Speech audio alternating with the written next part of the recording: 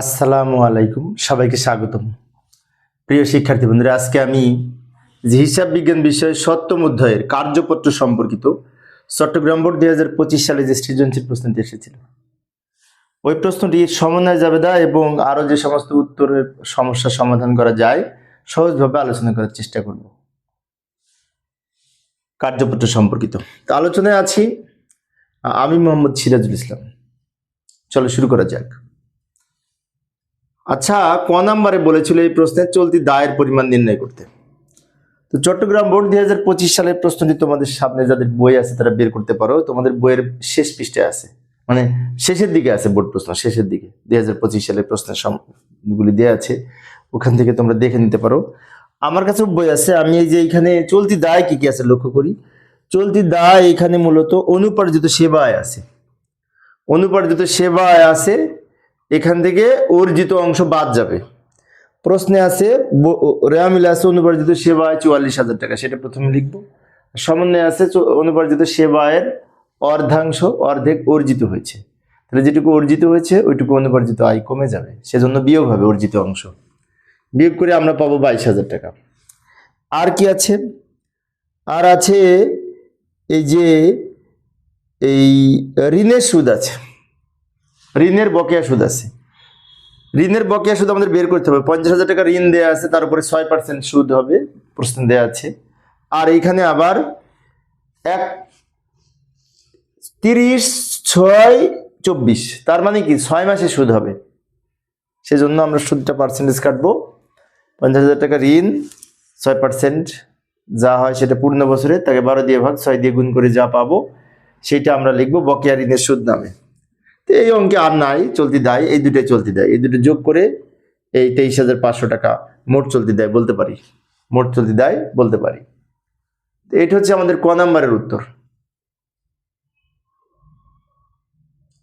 আবার আমরা খ নাম্বারে জাবেদা করতে বলেছিল, জাবেদা করতে বলেছে। তো জাবেদা করার জন্য যে কটা সমন্বয় ছিল প্রশ্নে, সমন্বয়গুলো আমি এখানে লিখে রাখলাম, এটা দেখে দেখে আমরা জাবেদা করব, তাই না? আচ্ছা, সমন্বয় জাবেদা করার জন্য প্রথমে বলেছে এই যে অনুপার্জিত সেবায়ের অর্ধেক উপার্জিত হয়েছে। তো অনুপার্জিত সেবা আয় ছিল 44,000, তোর অর্ধেক হচ্ছে, তারিখ লিখবো, লেখার পরে 44,000-এর অর্ধেক হচ্ছে 22,000 টাকা। তাহলে অনুপার্জিত আয় যদি উপার্জিত হয় তার জন্য সমন্বয় জাবেদা হচ্ছে অনুপার্জিত সেবা আয় ডেবিট, সেবা আয় ক্রেডিট। অনুপার্জিত সেবা আয় ডেবিট, সেবা আয় ক্রেডিট। এখানে অনুপার্জিত সেবা আয় কমে যাবে, উপার্জন হলে অগ্রিম আয় কমে যায়, তো অগ্রিম আয় দায় কমে গেলে ডেবিট, তাই আমরা অনুপার্জিত সেবা আয় ডেবিট করেছি। এখানে আবার সেবা আয় বৃদ্ধি পাবে, সেবা আয় বৃদ্ধি পেলে ক্রেডিট, সেজন্য সেবা আয় হিসাব ক্রেডিট হয়েছে। টাকা লিখবো 22,000 টাকা। ব্যাখ্যা লিখবো যে অনুপার্জিত সেবায় অর্জিত হয়েছে, অথবা অর্জিত সেবায় সমন্বয় করা হলো। ব্যাখ্যা তোমরা পারবে, দু একটা উদাহরণ দেখলে ব্যাখ্যা পারবে, আমি জায়গা সংক্ষিপ্ততার কারণে ব্যাখ্যা লিখলাম না। এরপরে 2 নম্বর সমন্বয়ে বলেছে একজন মক্কেলকে 10,000 টাকার সেবা প্রদান করা হয়েছে কিন্তু বিল করা হয়নি, মানে কি বাকিতে সেবা প্রদান, সেবা বাকিতে প্রদান করা হয়েছে, এখনো বিল করা হয়নি।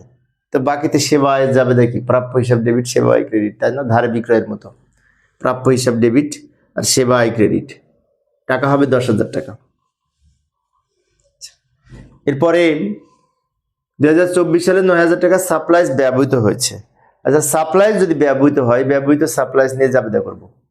সাপ্লাইজ খরচ ডেবিট, সাপ্লাইজ ক্রেডিট, সাপ্লাইজ খরচ ডেবিট, সাপ্লাইজ ক্রেডিট, ওই জাবেদাটা করব। সাপ্লাইজ খরচ ডেবিট, সাপ্লাইজ ক্রেডিট, এই টাকাটা নিয়েই হবে, 9,000 টাকা নিয়েই হবে।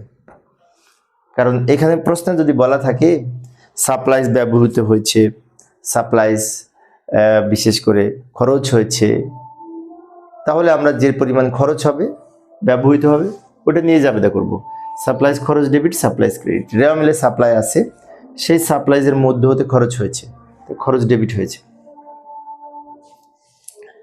এবার ওই যে ঋণের সুদ ক নাম্বার বের করেছিলাম, 50,000 টাকা 6% হয় 3,000 গুণ 6/12, যে টাকাটা হবে সেটা নিয়ে আমরা ঋণের সুদের জাবেদা করব, বকেয়া ঋণের সুদের জাবেদা, তাই না? ঋণের সুদ ডেবিট, বকেয়া ঋণের সুদ ক্রেডিট। টাকা লিখবো 1,500। 1,500 কিভাবে হলো? এই যে এটার 6% কেটে 6 মাসের হবে, 6% কেটে যা হয় গুণ 6 ভাগ 12। এখানে আরেকটি বিষয় বলে রাখি, ব্যাখ্যা আমি লাস্টেরটা দিয়েছি, ঋণের বকেয়া সুদ সমন্বয় করা হলো। তোমার প্রত্যেকটা ব্যাখ্যা দিবে যদি ব্যাখ্যা দিতে বলে। যেমন প্রথমটার ব্যাখ্যা দিব, সেবায় অর্জিত হয়েছে অথবা অর্জিত সেবায় সমন্বয় করা হলো। পরেরটা ব্যাখ্যা দিব, বাকিতে সেবায় সমন্বয় করা হলো। যেহেতু সমন্বয় জাবেদা করতেছি তাই প্রত্যেকটার সাথে লিখে দেবো সমন্বয় করা হলো। ঋণের এখানে সাপ্লাইজ খরচ সমন্বয় করা হলো, এখানে লিখবো ঋণের বকেয়া সুদ সমন্বয় করা হলো। ব্যাখ্যা সহজ। তো প্রিয় শিক্ষার্থী বন্ধুরা, এই ছিল আমাদের এই জাবেদা, সমন্বয় জাবেদা, তাই না? তোমরা হয়তো সমন্বয় জাবেদা পারবে, আর সমন্বয় জাবেদার পাশাপাশি এই সমন্বয় জাবেদা পারলে কিন্তু আমরা আবার কার্যপত্র পারি। কার্যপত্র সহজ, সমন্বয় জাবেদা যে পারে সে কার্যপত্র পারবে। তাই আমি সমন্বয় জাবেদাটা সমাধান করে দিলাম। এটা ব্যবহার করে তোমরা এখন কার্যপত্র সমাধান করতে পারবে ইনশাআল্লাহ। আর কার্যপত্র যদি না পারো তাহলে কমেন্টসে লিখলে আমি সমাধান করার চেষ্টা করব। কার্যপত্রটা এখানে ধরবে না, অনেক বড় লাগবে। পরিশেষে সবাই ভালো থাকবে এবং সুস্থ থাকবে এই কামনায়, খোদা হাফেজ।